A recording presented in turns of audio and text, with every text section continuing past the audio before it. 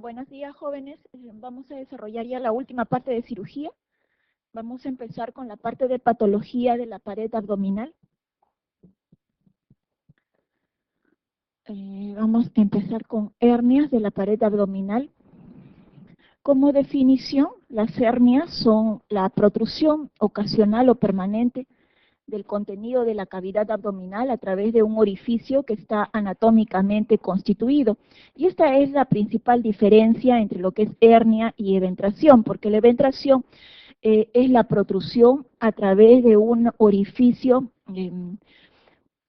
realizado a través de la mano del hombre, una incisión quirúrgica, mientras que la hernia, por definición, es la protrusión a través de un orificio anatómicamente constituido, es decir, un orificio natural, como tenemos el orificio umbilical, los anillos inguinales profundos de las hernias inguinales indirectas, o la debilidad de la pared posterior, el conducto inguinal, en la directa.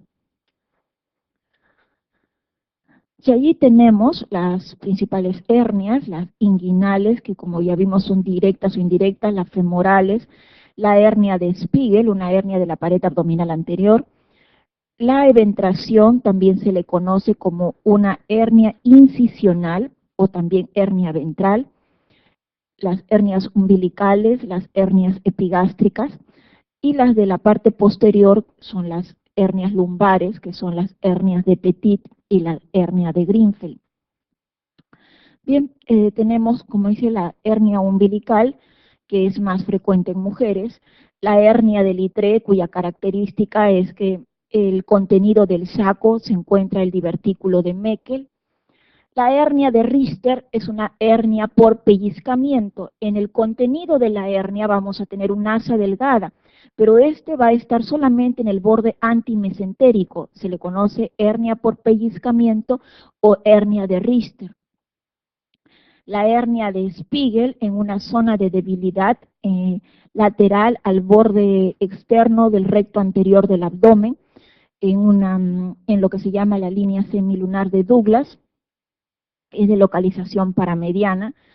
La hernia epigástrica en la línea alba por encima del ombligo, la hernia obturatriz, que es más frecuente en mujeres mayores a nivel del agujero obturador por debajo de la hernia crural, y las hernias posteriores o hernias lumbares, que son dos. La más superficial es la hernia de Petit y es más inferior también por el triángulo de Petit, y la más profunda es la hernia de Grinfeld o también superior, que ya vamos a ver más. Bien, decíamos, la hernia epigástrica se localiza en la línea alba por encima del ombligo. Las hernias epigástricas supraumbilical a nivel de la línea alba, más frecuente en varones que en mujeres en las edades entre 20 y 40 años. La hernia obturatriz a nivel del sacro, a nivel del hueso pélvico, vemos el agujero obturador. El agujero obturador está cerrado por una membrana, la membrana obturatriz, y en la parte más interna hay un agujero por donde pasa el VAM obturador. La arteria obturatriz es una rama colateral de la arteria femoral y va a pasar por el agujero interno, y a este nivel se pueden producir las hernias obturatrices. Esta se va a exteriorizar superficialmente por debajo del músculo pectíneo. Las hernias de Spiegel. Las hernias de Spiegel tienen una localización en la pared abdominal anterior, una localización paramediana. Estas pueden ser supra o infraumbilical. Si nosotros vemos los músculos recto anterior del abdomen, el recto anterior del abdomen se extiende desde su inserción más proximal a nivel del esternón y va a descender a nivel de la sínfisis del pubis. El borde lateral de los músculos recto anteriores del abdomen, este borde lateral, va a dejar un espacio entre la terminación de las aponeurosis de los músculos anteriores del abdomen, acá tenemos el oblicuo mayor, el oblicuo menor y el transverso, entre la parte más terminal de estas aponeurosis y el inicio de la formación del estuche de los rectos, va a dejar un espacio paramediano, una línea para un área paramediana que se le conoce como el área de Douglas. Esto se extiende desde el reborde costal, en la parte más superior, hasta el nivel del ligamento inguinal, de tal forma que este espacio paramediano puede ser tanto supraumbilical como infraumbilical. Entonces, la hernia de Spiegel se produce a nivel de una zona de transición entre la fascia del músculo del estuche de los rectos, la formación de la vaina del estuche de los rectos, y la saponeurosis de los músculos anchos del abdomen, como dijimos, el oblicuo mayor, el oblicuo menor y el transverso. Entonces, hay un espacio paramediano conocido como espacio de Douglas o también espacio de Spiegel. En este espacio paramediano pueden ocurrir las hernias de Spiegel, que como observan aquí, hay una debilidad aponeurótica. Acá no hay músculo, solamente hay las fascias aponeuróticas de los músculos anchos del abdomen. A este nivel va a protruir la hernia de Spiegel. Y como es una zona de debilidad donde solo hay fascias aponeuróticas, más que ver la protrusión, la clínica va a ser el dolor exquisito, intenso en esta localización paramediana. Entonces, característica clínica importante, característica de las hernias de Spiegel, es el dolor. Más que la protrusión en sí, lo que se observa lo que se presenta es dolor en este espacio paramediano, que puede ser tanto en el lado de izquierdo como en el lado derecho.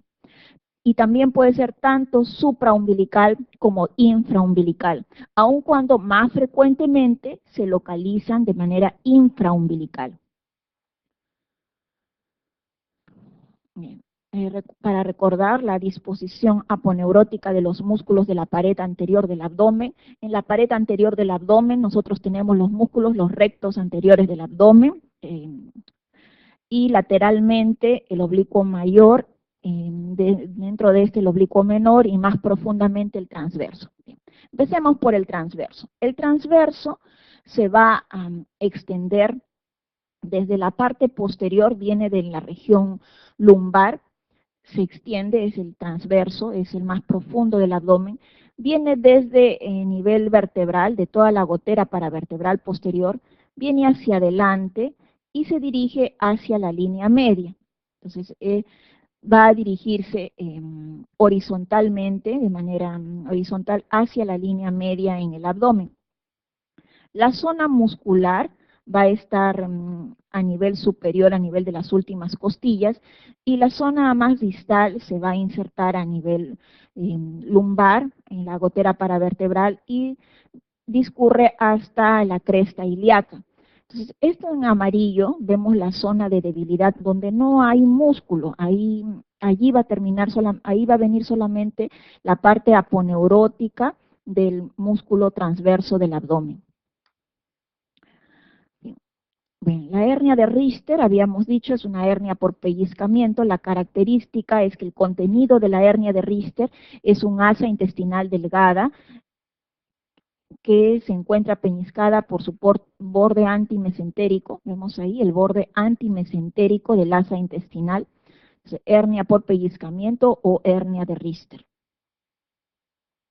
Y las hernias lumbares, dijimos, son dos. La más superficial e inferior es la de Petit, la más profunda y superior es la de Greenfeld. Se forman de la siguiente manera. La hernia de Greenfeld se forma a nivel del cuadrilátero de Greenfeld y este cuadrilátero se forma hacia la línea media, el borde externo de la gotera paravertebral. En la parte superior, el borde inferior del músculo aquí en verde, el serrato menor póstero-inferior, más superiormente el borde inferior de la 12ª costilla, esta es la 12ª costilla, e inferiormente el borde superior del músculo oblicuo menor.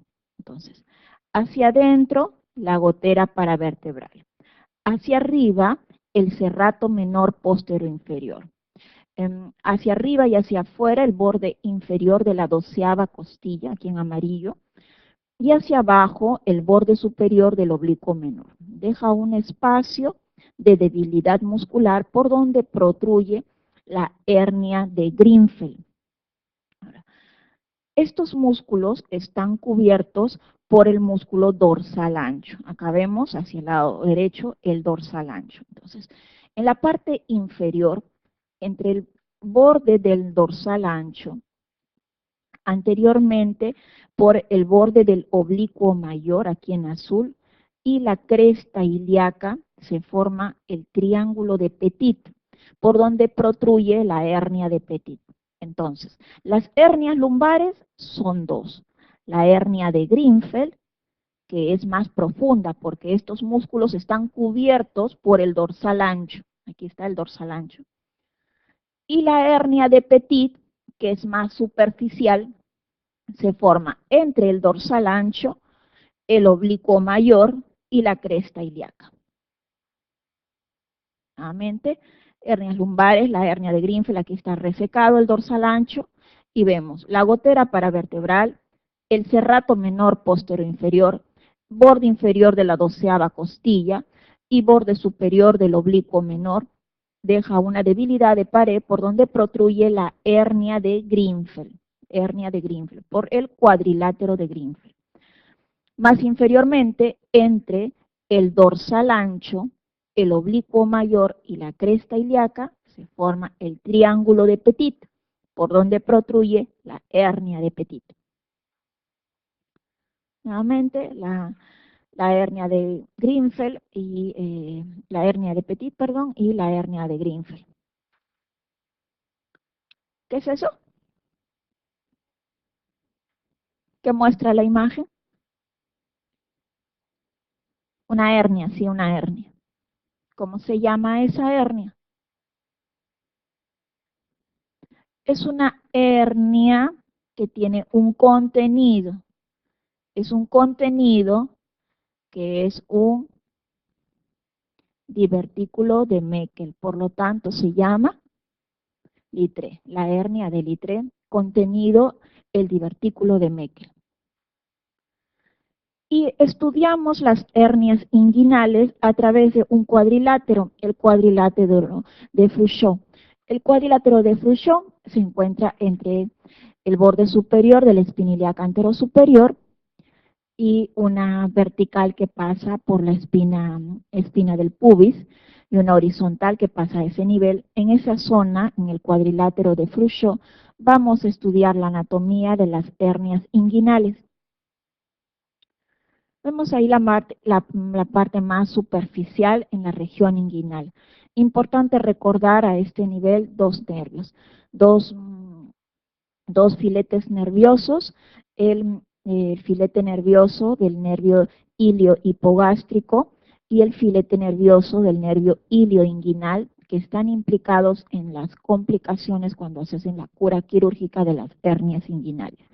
El nervio ilio-hipogástrico y el nervio ilio-inguinal son ramas de los nervios pudendos del plexo lumbar que se encuentran a nivel de este cuadrilátero de Frouchot. Bien, en la región inguinal, bueno, dijimos, tenemos los nervios, el ilio-hipogástrico y el nervio ilio-inguinal. Entre la espina ilíaca anterosuperior y la espina del pubis vamos a tener lo que se llama la cintilla iliopubiana o también llamado ligamento inguinal. Por encima del ligamento inguinal va a discurrir aquí en amarillo el conducto inguinal. El conducto inguinal protruye de la parte más profunda a través del anillo inguinal profundo. Discurre por encima del ligamento inguinal y se hace superficial a nivel del anillo inguinal superficial. Aquí en rojo estamos viendo una arteria importante, la arteria epigástrica inferior. A nivel del ligamento inguinal, por debajo del ligamento inguinal, protruye la arteria femoral. La arteria femoral, que no está dibujada acá, da una arteria colateral importante, la arteria epigástrica inferior. La epigástrica inferior discurre oblicuamente hacia el borde lateral del recto anterior del abdomen. Aquí vemos en vertical el recto anterior del abdomen. Entonces tenemos en rojo la arteria epigástrica inferior. Luego tenemos el borde lateral del recto anterior del abdomen y por debajo de esta coloración amarilla, el ligamento inguinal. Entonces, entre el ligamento inguinal, los vasos epigástricos inferiores y el borde lateral del recto anterior del abdomen, se forma un espacio que se llama el triángulo de Hesselbach. Ahora, por fuera de la arteria, vamos a tener por fuera de esto rojito, tenemos el anillo inguinal profundo, por donde protruyen normalmente las hernias inguinales indirectas. Entonces, ¿por dónde protruye la hernia inguinal indirecta? Por fuera, hacia afuera lateralmente, a los vasos epigástricos inferiores. Esto es una vista oblicua, esto es lo que está a la izquierda es adentro, aquí a la derecha es afuera, estamos viendo una vista oblicua a nivel del canal inguinal. Entonces, si esto es adentro, vemos que lo más profundo, el anillo inguinal profundo, que discurre por encima del ligamento inguinal, estamos viendo que pasa el conducto inguinal. ¿Cómo se va a formar el conducto inguinal? El músculo más superficial en el abdomen está formado por el músculo oblicuo mayor. El oblicuo mayor va a formar la pared anterior del canal inguinal, del conducto inguinal. Por dentro del oblicuo mayor vamos a tener el oblicuo menor, aquí en rosado, el oblicuo menor.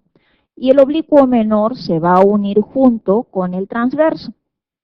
Entonces vamos a tener, la pared anterior está formado por el oblicuo mayor y el techo o pared superior va a formar el tendón que va a formar junto el oblicuo menor y el transverso.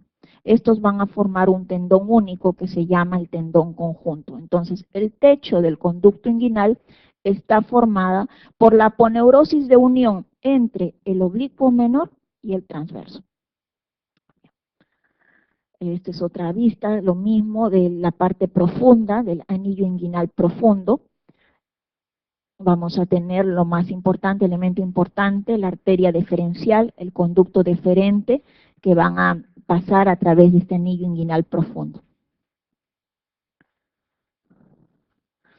Es una vista preperitoneal, acá la espina ilíaca anterosuperior, el músculo recto anterior del abdomen, y hacia arriba la espina ilíaca anterosuperior. Entonces, entre la espina del pubis y la espina ilíaca anterosuperior tenemos entre ambos el ligamento inguinal.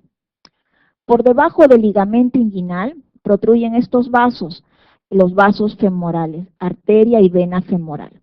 La arteria femoral va a dar una colateral, aquí en número 4. En número 4 tenemos la arteria epigástrica inferior. Entonces se forma un triángulo entre la arteria epigástrica inferior, el borde lateral del recto anterior del abdomen y el ligamento inguinal hacia abajo. Entonces se forma un triángulo que dijimos se llama el triángulo de Hesselbach. Ahora, hacia afuera de ese número 4 estamos teniendo el anillo inguinal profundo, por donde viene el conducto deferente, el pedículo espermático, que vienen hacia el conducto inguinal. Entonces, a este nivel, por el anillo inguinal profundo, es que protruye la hernia inguinal indirecta. Entonces, yo puedo decir, la hernia inguinal indirecta protruye a través del anillo inguinal profundo. La hernia inguinal indirecta protruye por fuera de los vasos epigástricos inferiores. Ahora, por dentro de los vasos epigástricos inferiores, yo voy a tener la formación del triángulo de Hesselbach. Por el triángulo de Hesselbach, cuyo piso es la fascia transversalis, protruye la hernia inguinal directa, de tal forma que la hernia inguinal directa no protruye por ningún orificio, sino es una debilidad de la pared posterior del conducto inguinal, cuyo piso está formado por la fascia transversalis.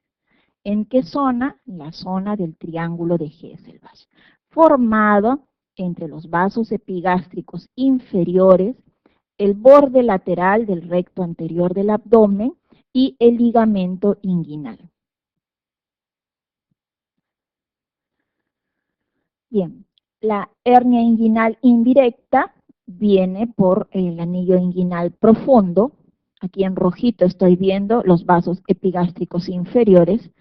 Viene la hernia inguinal, discurre por el conducto inguinal y se hace más superficial a través del anillo inguinal superficial. En realidad el anillo inguinal superficial se forma de los pilares de inserción distal del músculo oblicuo mayor. Nuevamente, los músculos de la pared anterior del abdomen hacia la línea media, el recto anterior del abdomen. Y lateralmente, primero el oblicuo mayor, por dentro el oblicuo menor y por dentro el transverso. El oblicuo mayor se va a insertar a todo lo largo del ligamento inguinal y cuando llega a nivel de la sínfisis del pubis, se inserta por unos pilares de inserción distal. Son 3 pilares de inserción distal que forman un anillo inguinal superficial. El anillo inguinal superficial se forma entonces de los pilares de inserción distal del músculo oblicuo mayor. Bien, acá vemos el conducto inguinal, este músculo más superficial es el oblicuo mayor, y el oblicuo mayor en su inserción distal a nivel de la sínfisis del pubis, se inserta a través de unos pilares de inserción distal, formando el anillo inguinal superficial. Entonces, el anillo inguinal superficial se forma de los pilares de inserción distal a nivel de la sínfisis del pubis del oblicuo mayor. Ahora, si yo saco el oblicuo mayor, por dentro me queda ¿qué músculo? El oblicuo menor. En el oblicuo menor tenemos que distinguir los 2 nervios, el ilio hipogástrico y el ilio inguinal. Además, vamos a observar que el techo del conducto inguinal va a estar formado por la aponeurosis de unión del oblicuo menor, oblicuo interno, junto con el transverso, que forman el tendón conjunto. ¿Qué es el tendón conjunto? Es la aponeurosis de unión distal del oblicuo menor y del transverso. Forma el techo del conducto inguinal. Aquí vemos el techo del conducto inguinal lo forma aponeurosis del transverso junto con el oblicuo menor. Ligamento inguinal, borde lateral del recto anterior del abdomen y los vasos epigástricos inferiores. Ya, ok. El oblicuo mayor. El oblicuo mayor es el músculo más superficial de la pared abdominal anterolateral. Este se inserta a nivel, en la parte más superior, se va a insertar a nivel de las 6 últimas costillas, acá vemos, interdigitaciones torácicas anteriores, de las 6 últimas costillas, y discurre así oblicuamente hacia abajo, hacia la cresta ilíaca. Entonces, distalmente se inserta en la cresta ilíaca, y de allí va a ir hacia la línea media, hacia la línea alba, y discurre por todo el ligamento inguinal o la cintilla iliopubiana, ligamento inguinal o cintilla iliopubiana. Entonces, aquí en naranja es la porción carnosa del oblicuo mayor, aquí en amarillo la porción más tendinosa del oblicuo mayor. Entonces, el músculo oblicuo mayor viene de arriba hacia abajo, desde las 6 últimas costillas, y hacia abajo va la cresta ilíaca, discurre por todo el ligamento inguinal, y a nivel de la sínfisis del pubis se inserta por unos pilares de inserción distal. Si yo hago un corte de la sínfisis del pubis a este nivel, en la sínfisis del pubis hago un corte, voy a tener 2 espinas del pubis, derecha e izquierda. Aquí en amarillo está representado lo que sería la sínfisis del pubis.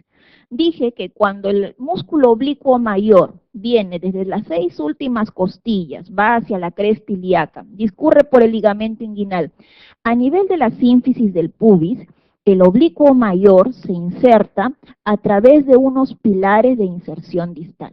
Se tiene 3 pilares de inserción distal, un pilar externo aquí en verde, que va a la sínfisis del pubis del mismo lado, un pilar interno que va hacia el lado contralateral y un pilar posterior que también va a la sínfisis del pubis contralateral, de tal forma que esa aponeurosis distal del oblicuo mayor deja un orificio aquí en amarillo, este orificio que se conoce como el anillo inguinal superficial. Entre los pilares también tenemos ligamentos, las fibras arciformes de Puryear y Mackenzie. Pero lo importante saber es que el anillo inguinal superficial se forma de los pilares de inserción distal del músculo oblicuo mayor. Entonces, bien, tenemos que el músculo más superficial era ese músculo oblicuo mayor y este se insertaba a nivel de la sínfisis del pubis. Hacia arriba, espina ilíaca anterosuperior, hacia abajo, la espina del pubis, entre ambos, la cintilla iliopubiana, también llamada ligamento inguinal.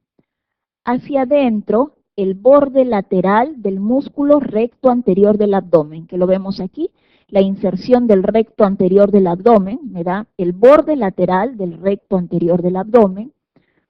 Por debajo de este ligamento vamos a encontrar el van femoral, ven, arteria, nervio femoral.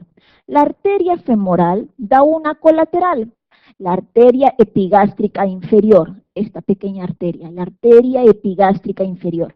La epigástrica inferior cruza oblicuamente hasta llegar al borde lateral del recto anterior del abdomen, de tal forma que entre la arteria epigástrica inferior, el borde lateral del recto anterior del abdomen y el ligamento inguinal, se forma un triángulo, está mal escrito, Hesselbach, triángulo de Hesselbach. En el triángulo de Hesselbach, cuyo piso está formado por la fascia transversalis, a ese nivel van a protruir las hernias inguinales directas, de tal forma que las hernias inguinales directas son en realidad una debilidad de la pared posterior del conducto inguinal. Hacia afuera de la arteria epigástrica inferior, hacia afuera, voy a tener este nivel, el anillo inguinal profundo. Por allí va a venir el conducto inguinal, a ese nivel protruye la hernia inguinal indirecta, que se continúa por todo lo largo del ligamento inguinal y se hace evidente a través del anillo inguinal superficial. Entonces, ¿por dónde protruye la hernia inguinal indirecta? Protruye por el anillo inguinal profundo, hacia afuera de los vasos epigástricos inferiores. Este sí realmente sale a través de un orificio, de un anillo, a través del anillo inguinal profundo. Mientras que la directa no sale por ningún anillo, sale por una debilidad de la pared posterior a nivel del triángulo de Hesselbach. Nuevamente, espina ilíaca anterosuperior, espina del pubis, entre ambos, cintilla iliopubiana, también llamado ligamento inguinal. Hacia adentro, el borde lateral del recto anterior del abdomen. Por debajo del ligamento inguinal sale el van femoral, la arteria, la vena y el nervio femoral. Y la arteria femoral da una rama, la arteria epigástrica inferior. Entonces, ligamento inguinal, arteria epigástrica inferior y borde lateral del recto anterior del abdomen, triángulo de Hesselbach. Ahora, por dentro del van femoral vamos a tener otra protrusión, la protrusión de la hernia femoral, también llamada hernia crural. Entonces, la hernia crural protruye por debajo del ligamento inguinal, internamente al van femoral. Además, este nivel se va a, esto es la región crural es por debajo del ligamento inguinal, la región crural. Ahora, Los músculos en la pared anterior del abdomen estaban formados. Por un lado, el recto anterior del abdomen.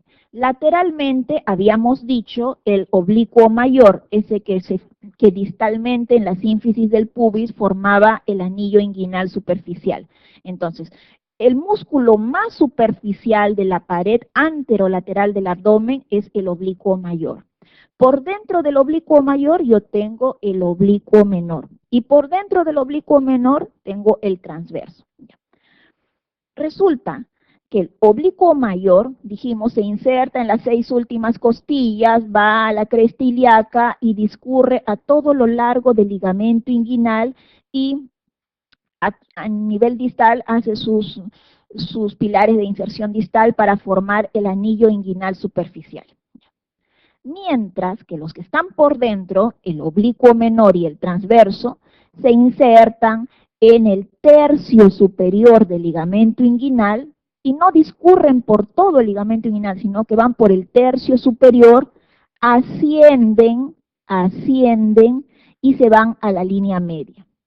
En el momento que el oblicuo menor y el transverso ascienden y van a la línea media, se unen las aponeurosis del oblicuo menor y del transverso. Entonces, esa aponeurosis de unión del oblicuo menor y el transverso es lo que se llama el tendón conjunto. Tendón conjunto es la aponeurosis de unión del oblicuo menor y el transverso, que ascienden y se van a la línea media formando el techo del conducto inguinal. Hasta ahí tenemos la cara anterior del conducto inguinal, el oblicuo mayor, el más superficial. El techo, el tendón conjunto. El piso o la cara posterior, la fascia transversalis. Pequeño ligamento que llega a nivel de la sínfisis del pubis, ligamento de Cooper o tendón de Cooper. ¿Por qué es importante? Porque fíjense, dijimos, hacia adentro de los vasos epigástricos inferiores protruye la hernia inguinal directa. Hacia afuera de los vasos epigástricos inferiores protruye la hernia inguinal indirecta. De tal forma que los defectos de las hernias inguinales protruyen ya sea hacia adentro o hacia afuera de la arteria epigástrica inferior. Entonces, a este nivel yo tengo los defectos de las hernias inguinales. Entonces, si yo tengo protrusiones a este nivel, cuando voy a hacer la cura quirúrgica, además de resecar el saco, el contenido, que son las asas intestinales, lo voy a regresar a la cavidad abdominal. Para reforzar la pared, voy a unir el tendón conjunto con el ligamento inguinal. Técnica de Bassini. Unión del tendón conjunto con el ligamento inguinal. Pero también puedo hacer la unión del tendón conjunto con el ligamento de Cooper, técnica de McVeigh. O puedo hacer una imbricación primero de la fascia transversalis y encima uno el tendón conjunto con el ligamento inguinal, técnica de Schuldeis. Pero como a veces esto está a tensión, hago una técnica sin tensión, free tension. Coloco una malla de polipropileno entre el tendón conjunto y el ligamento inguinal. Técnica de Lichtenstein, es la que actualmente más se utiliza porque demostrado menor recidiva en la cura quirúrgica de hernias inguinales. La técnica de libre tensión o free tension, en la cual se coloca una malla de polipropileno entre el tendón conjunto y el ligamento inguinal. Bien, nuevamente es como si viéramos una vista laparoscópica. Nosotros somos las asas intestinales y esto es la pared abdominal anterior, el recto anterior del abdomen, la sínfisis del pubis, hacia arriba el espina ilíaca anterosuperior y entre el espina ilíaca anterosuperior y la sínfisis del pubis el ligamento inguinal. Por debajo del ligamento inguinal protruye el van femoral. Internamente al van femoral tenemos la hernia crural. Por debajo de la hernia crural, el agujero obturatriz. La hernia obturatriz protruye a través del agujero obturador. Bien. Ligamento inguinal, los vasos epigástricos inferiores y el borde lateral del recto anterior del abdomen forman el triángulo de Hesselbach. El piso está formado por la fascia transversalis. Por allí protruye la hernia inguinal directa, que en realidad viene a ser una debilidad de la pared posterior del conducto inguinal. Por fuera de los vasos epigástricos inferiores tenemos el anillo inguinal profundo, por donde protruye la hernia inguinal indirecta. Con una vista de la pared anterior del abdomen, el más superficial, el oblicuo mayor, este se inserta a lo largo de todo el ligamento inguinal y a nivel de la sínfisis del pubis se inserta por unos pilares de inserción distal que forman el anillo inguinal superficial. Si reseco el oblicuo mayor, por dentro tengo el oblicuo menor y el transverso. Ambas aponeurosis se unen y forman el tendón conjunto. Sobre el oblicuo menor y debajo, por dentro del oblicuo mayor, voy a tener dos nervios importantes, el ilio hipogástrico y el ilio inguinal, que si no se tienen cuidado, son pequeños filetes nerviosos, van a quedar incluidos en la cura quirúrgica de la hernia y vamos a producir una neuritis postquirúrgica. Bien, ahí tenemos las características entre una y otra hernia, la hernia inguinal directa y la hernia inguinal indirecta. La hernia inguinal directa, fisiopatológicamente, se produce por un aumento de la presión intraabdominal y este aumento de la presión intraabdominal va a generar la protrusión a través de la pared posterior del conducto inguinal, de tal forma que la hernia inguinal directa es una hernia adquirida y por eso lo tengo en el adulto, en el paciente adulto o adulto mayor. La hernia inguinal indirecta tiene dos formas, dos orígenes, dos causales. Puede presentarse en los niños en la edad infantil porque hay una persistencia del conducto peritoneo vaginal, hay una fascia peritoneal que va hasta el testículo que está persistiendo y el niño nace, o sea, el bebé nace con esa persistencia de ese peritoneo. Y entonces, la hernia inguinal indirecta puede ser congénita por persistencia de la aponeurosis del peritoneo vaginal, o puede ser adquirida por un aumento de la presión intraabdominal, por sobrepeso, por estreñimiento, por aumento de las maniobras de Valsalva. Entonces, la directa normalmente es adquirida y se presenta en mayores de 40 años. La indirecta puede ser congénita y se presenta en el recién nacido o en el niño, o también puede ser adquirida y se presenta en el adulto joven. La directa normalmente se reduce al decúbito, la indirecta no se reduce al decúbito, la directa no requiere maniobras de reducción, reaparece espontáneamente y no necesita de esfuerzos para reaparecer, porque en realidad, como vimos, es una debilidad de la pared posterior. La indirecta, esta sí requiere de maniobras de reducción porque sale a través de un orificio, un anillo inguinal profundo. No reaparece después que se reduce, cuando se incorpora, reaparece cuando se hace maniobras de Valsalva. La directa dice, bueno, el dedo que explora siente la protrusión en el pulpejo del dedo, porque es pared posterior. Es excepcional que se haga inguino escrotal, porque este no viene a través del conducto inguinal. Es excepcional que se encarcere, excepcional que se estrangule. Mientras que la indirecta, cuando se explora, la protrusión se siente hacia la punta del dedo que explora.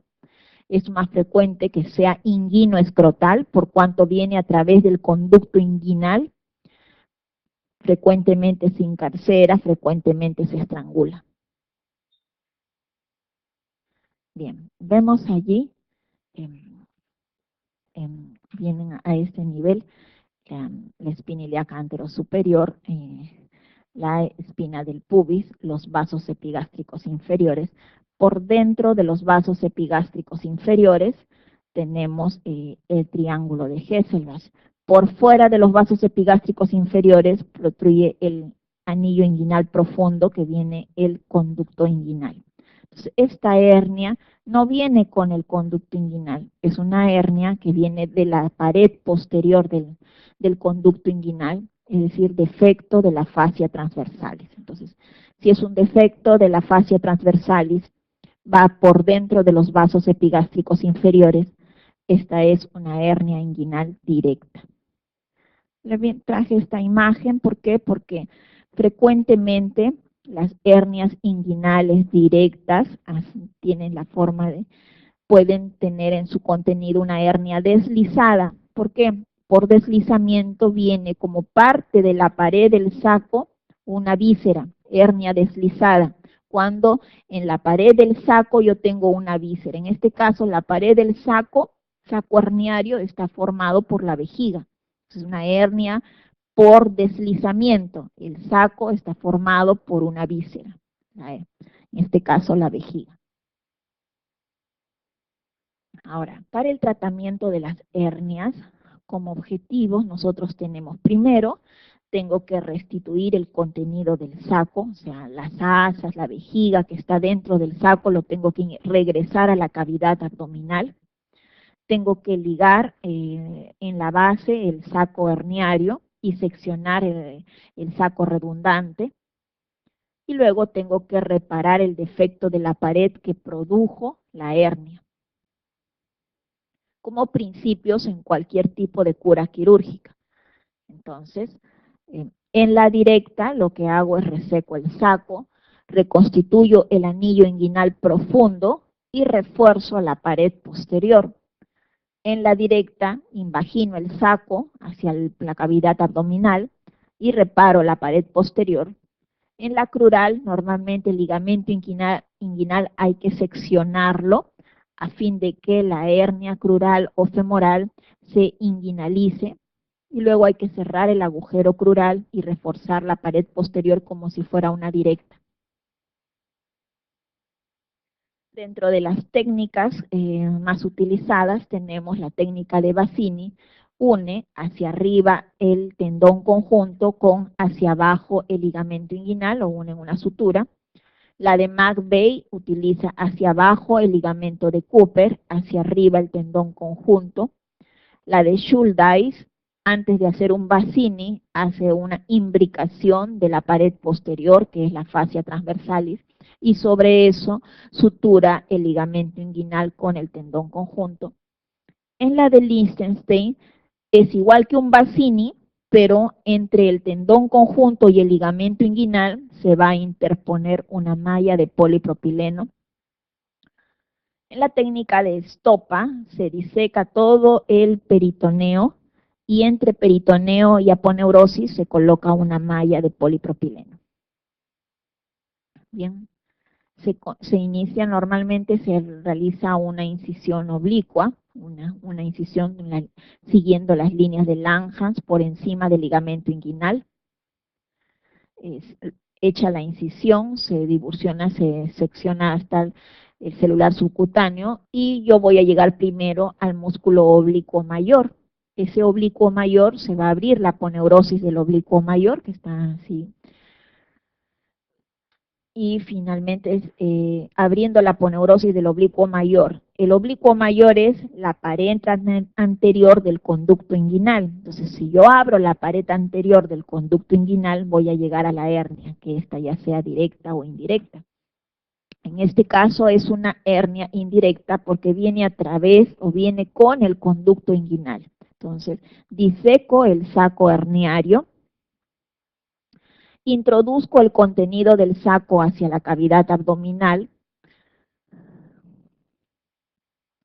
se liga la base del saco y se secciona el saco herniario redundante. Finalmente se refuerza la pared posterior, en este caso se ha colocado una malla de polipropileno entre ligamento inguinal y tendón conjunto, es la técnica de Lichtenstein. Finalmente se cierra nuevamente la pared anterior, que está constituida por el oblicuo mayor, y nuevamente se colocan puntos en la aponeurosis del oblicuo mayor y cierre de la pared, ¿no? Ahora, complicaciones de las hernias inguinales de la cura quirúrgica propias de las hernias pueden encarcerarse o estrangularse. Esto es cuando hay compromiso vascular a nivel de la hernia. En estos casos, la indicación quirúrgica es el tratamiento quirúrgico de emergencia. Una hernia encarcerada, una hernia estrangulada, no debería de realizarse maniobras de reducción y enviar a su casa.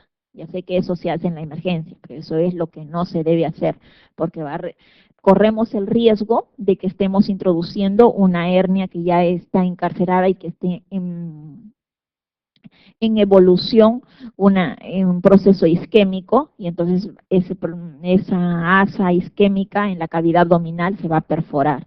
Por lo tanto, una hernia que llega a la emergencia encarcerada y o estrangulada, la indicación es cura quirúrgica de la hernia inguinal complicada, no enviar a la casa. Ahora, postquirúrgicas puede ocurrir sangrado, ya vimos que se puede lesionar las arterias epigástricas inferiores, puede haber sección del conducto deferente, sobre todo cuando tiene hernias de largo tiempo de evolución, sección de los nervios, ya vimos el hilio hipogastrio y el hilio inguinal, sección de vasos, igual lesión de vejiga cuando en la hernia directa la vejiga forma parte de la pared del saco herniario, o puede haber lesión de intestino, también puede formar parte de la pared del saco una asa intestinal delgada.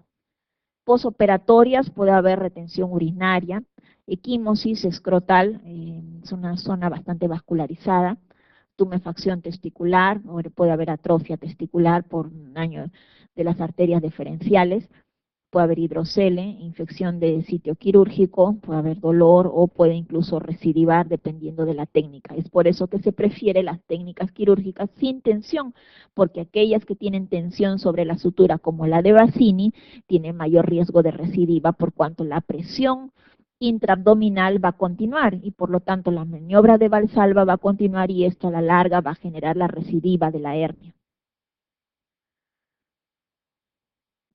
Bien, vamos a una pregunta, dice, la diferencia fundamental entre una hernia y una eventración abdominal es el contenido, el saco peritoneal, el orificio de salida, el tiempo de permanencia del contenido en el saco o la sintomatología.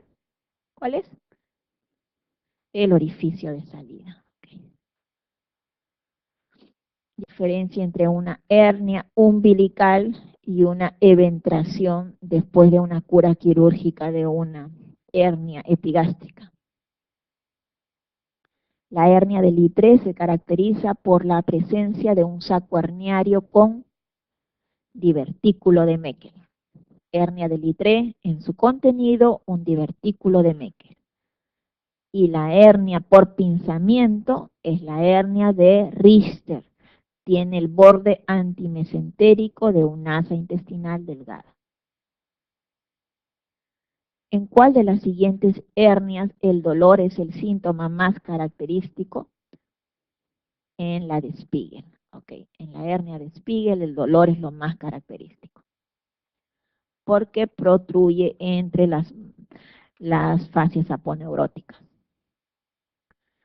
Referente a la hernia de Spiegel, es una hernia mixta de pantalón, es una hernia que atraviesa el anillo inguinal, es una hernia deslizada cuyo contenido es colon, se produce en el borde lateral de la vaina de los rectos, su presentación por lo general es supraumbilical,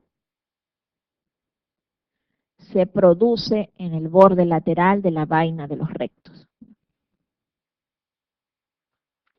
Y como protruye entre entre las aponeurosis, más que ver una protrusión, es el dolor que va a generar la hernia de Spiegel. Referente a las hernias inguinales, señale lo correcto. La persistencia del conducto peritoneo vaginal es causa de la directa. La indirecta protruye por dentro de los vasos epigástricos. La directa protruye por fuera del triángulo de Hesselbach. Las indirectas protruyen por fuera de los vasos epigástricos. Son más frecuentes en las mujeres. Las indirectas protruyen por fuera de los vasos epigástricos. Las directas protruyen por el triángulo de Hesselbach por dentro de los vasos epigástricos inferiores. Y son más frecuentes en varones. La indirecta protruye por fuera de los vasos epigástricos inferiores. La directa protruye por dentro de los vasos epigástricos inferiores a través del triángulo de Hesselbach, que se forma vasos epigástricos inferiores, borde lateral del recto anterior del abdomen y ligamento inguinal. La hernioplastía de tipo Lichtenstein se caracteriza por el uso de malla de polipropileno, incisión relajante, tapón de polipropileno, doble sutura Surgier de la fascia transversalis o técnica laparoscópica. El uso de la malla de polipropileno. La secuencia ABC en la evaluación inicial del paciente politraumatizado es atención de la vía aérea, control de la columna cervical, ventilación, circulación, control de la hemorragia, definición del daño neurológico y, bueno, esta se ha pasado esto debía estar más adelante, ¿no? Bien, pero después del ABC, del A, atención de las vías aéreas, de la columna cervical, ventilación, circulación, daño, hemorragia y definición de daño neurológico, hay que hacer un examen físico inicial. La técnica de operación de la hernia inguinal que utiliza ligamento de Cooper se denomina McVeigh, ligamento de Cooper con tendón conjunto. McVeigh, sutura, ligamento de Cooper y el tendón conjunto. Dice, de las siguientes perforaciones del tubo digestivo de varias horas de evolución por trauma abdominal, ¿cuál es la de peor pronóstico? Colon, claro, por la cantidad de gérmenes. La hernia más común en mujer adulta es la umbilical, inguinal directa, femoral, obturatriz, inguinal indirecta. ¿Cuál? ¿La obturatriz? No, la crural, o sea, la femoral.